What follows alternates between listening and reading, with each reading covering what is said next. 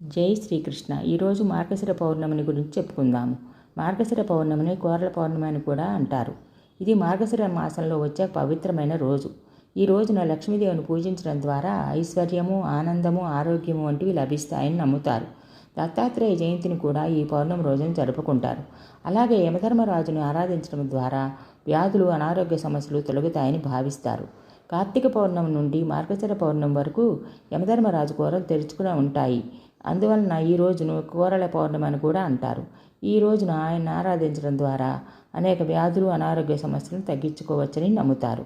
ఈ పవిత్రమైన రోజున శ్రీ మహావిష్ణువుని కూడా పూజిస్తారు. ఈరోజు దత్తాత్రేయ జయంతిని కూడా జరుపుకుంటారు. దత్తాత్రేయుడు త్రిమూర్తుల అవతారం. ఆయనను భారతదేశంలో మొదటి గురువుగా భావిస్తారు మరియు గొప్ప ఋషిగా కూడా పరిగణించబడతారు.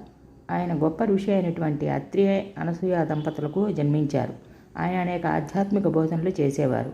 దత్తాత్రేయుడు జ్ఞానోదయం పొందిన రోజున ఇది. అందుకే ఇది దత్త జయంతిగా పరిగణింపబడుతుంది. ఈ రోజున ఓం నమో భగవతే దత్తాత్రేయ అనే మంత్రాన్ని 108 సార్లు జపించడం వలన దత్తానుగ్రహానికి పాత్రలు అవుతాము. అందరికీ కోరల పూర్ణిమ శుభాకాంక్షలు. జై శ్రీకృష్ణ.